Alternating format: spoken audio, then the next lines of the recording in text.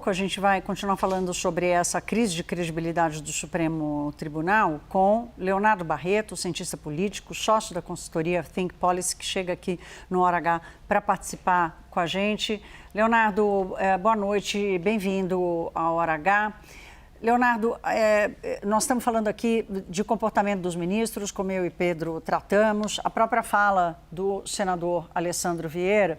Agora, eu e Pedro tratamos aqui também da dúvida sobre o ciclo da notícia, o quanto ela se sustenta ao longo dos próximos meses até a volta do Congresso Nacional. Você que está em Brasília e que vive com o pulso, com a mão no pulso da política brasileira, qual é a sua leitura?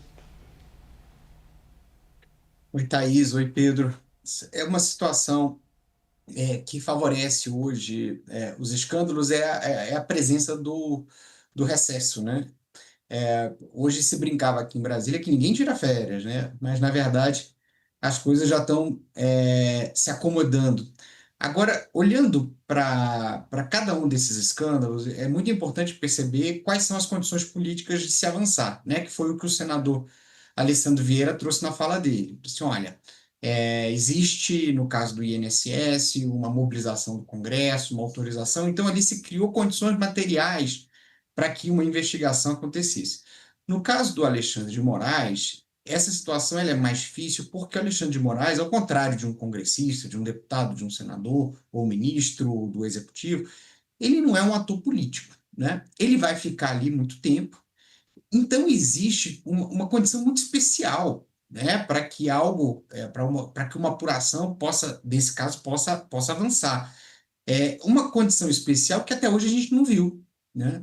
Pelo contrário, hoje o ministro Gilmar Mendes, ele disse que tem uma confiança absoluta no ministro. O que ele quis dizer foi o seguinte, olha, o STF está fechado com Alexandre de Moraes, né? E isso passa uma mensagem de poder muito significativa, muito forte, considerando que senadores, que deputados, todos eles têm processos acontecendo lá dentro do STF, todos eles correm o risco de passar por um julgamento, por um processo, né, que corra aí na mão dos ministros.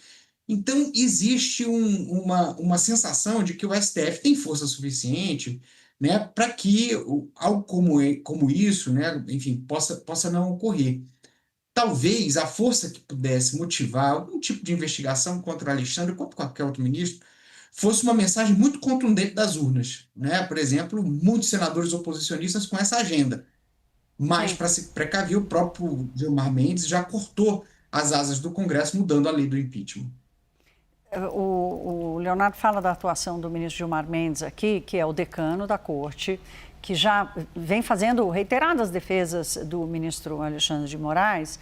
E nessa cobrança que o STF está sofrendo, inclusive da sociedade civil, Pedro, o ministro chamou de bobagem. Falou, olha, essa fixação, ou fascinação, foi o termo que ele usou.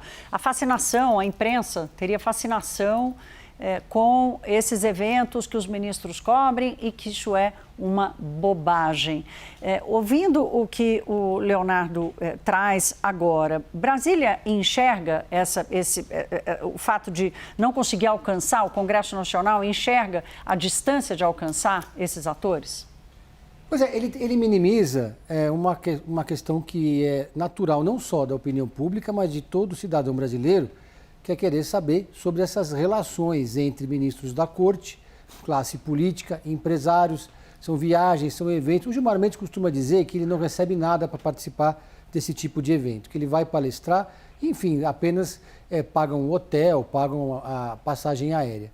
Mas acho que existe um outro ponto aqui, Thaís, que é o seguinte, até que ponto eles erraram no timing, né, de apresentar um projeto, o caso do Gilmar Mendes, que cria um código de ética para o Supremo Tribunal Federal, no momento em que há uma ofensiva da direita aqui no Brasil, em função do julgamento de Jair Bolsonaro, e que pode, de certa forma, instrumentalizar esse episódio.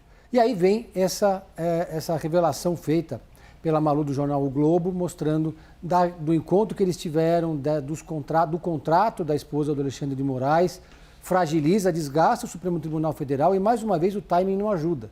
Porque é legítimo que o STF e os ministros queiram tomar algumas medidas para evitar que se banalize o instituto do impeachment, claro.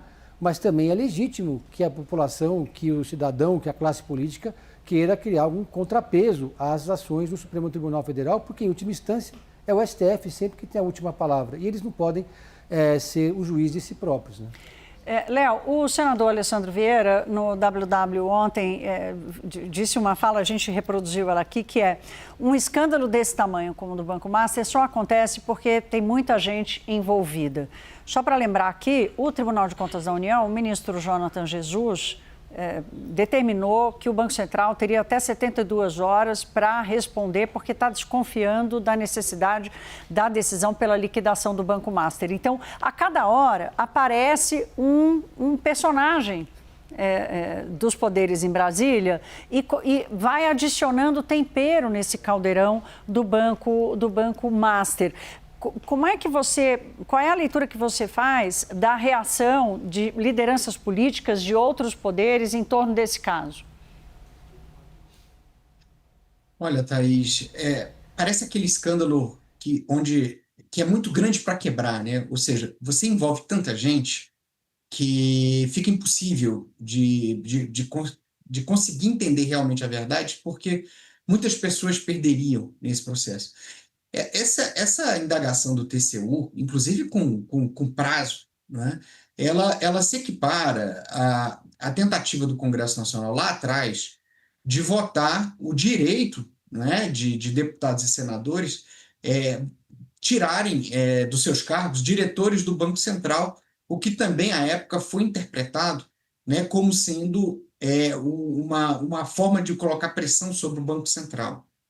Então, vem um momento quase inacreditável, né, essa provocação do TCU, e, de certa maneira, passa um grande recibo, né, passa um grande recibo. O que provavelmente a gente tem é exatamente governos estaduais que vão ter que se justificar, né, fundos de pensão, de estatais, de empresas públicas que vão ter que se explicar. Então, o que talvez politicamente o pessoal gostaria é que você procurasse, mesmo que isso envolvesse uma incorporação de um prejuízo por um banco público, né, que seria o caso do BRB, que talvez esse politicamente fosse o menor dos males, considerando tanta gente que pode perder nessa situação. Isso mostra que Daniel Vorcaro, né, mesmo desmascarado, mesmo exposto, continua tendo muito poder, né? E isso coloca, inclusive, em dúvida se a decisão que a Justiça tomou de soltá-lo foi apropriada ou não, considerando que a pressão política sobre o Banco Central continua. O Pedro Venceslau vai fazer uma pergunta para você, Leonardo. Leonardo, o Congresso não se movimentou para fazer uma CPI do Banco Master, mas agora a oposição fala em fazer uma CPI do Alexandre de Moraes. Acredita que pode acontecer essa CPI porque os dois casos são interligados, mas existem relações entre políticos do Centrão, sobretudo, e também o dono do Banco Master, né? Exatamente. Provavelmente uma CPI como essa tentaria delimitar o objeto, né, a atuação do Alexandre de Moraes. Porque se ela for trabalhar o Banco Master como um todo, a gente não tem a menor ideia até onde ela poderia ir, né? Como é o caso agora da CPI do INSS, né? Que também chegou e está chegando, né? Mais fundo. Eu acredito, por enquanto, que ainda não há força política suficiente para que essa coisa possa caminhar, né? É claro que todos vão aproveitar o barulho, especialmente porque no ano que vem se renova 2/3 do Senado Federal e tem muito candidato ali, né? Muito senador que vai fazer campanha pela reeleição falando contra o Supremo. Então, pode haver algum barulho, né? Mas eu acho ainda que esse é o tipo de situação que você sabe como é que começa, né? Mas vai ser impossível delimitar, né, a situação apenas em relação ao Alexandre de Moraes. Mais simples que isso, talvez seja convocar o Galípolo e perguntar para ele, né? Ele, como agente público, que não tem nada a ver com isso, fez o papel dele, vai dizer, né, se houve ou não conversa do banco sobre o Banco Master, sob pena, né, de prevaricação, se depois se comprovar que a conversa foi diferente daquilo que está sendo narrado pelas instituições.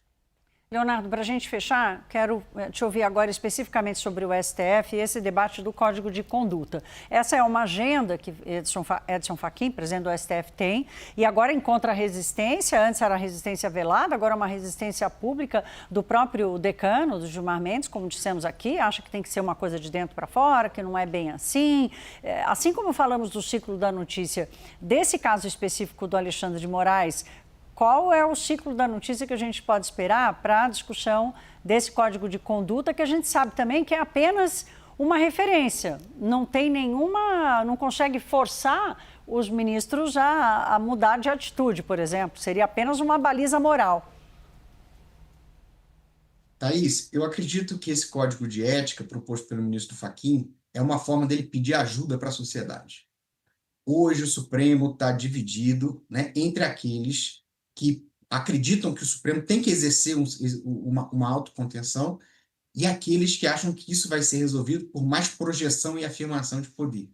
Fachin está no primeiro time, ele está hoje numa posição mais enfraquecida e, ao trazer o debate para a sociedade, sem sequer combinar com os ministros, pelo menos com uma boa parte deles, isso mostra só uma coisa: ele quer ajuda da opinião pública, ajuda da sociedade para tocar esse debate e enquadrar aqueles ministros que ele acha que hoje se comportam como fios desencapados.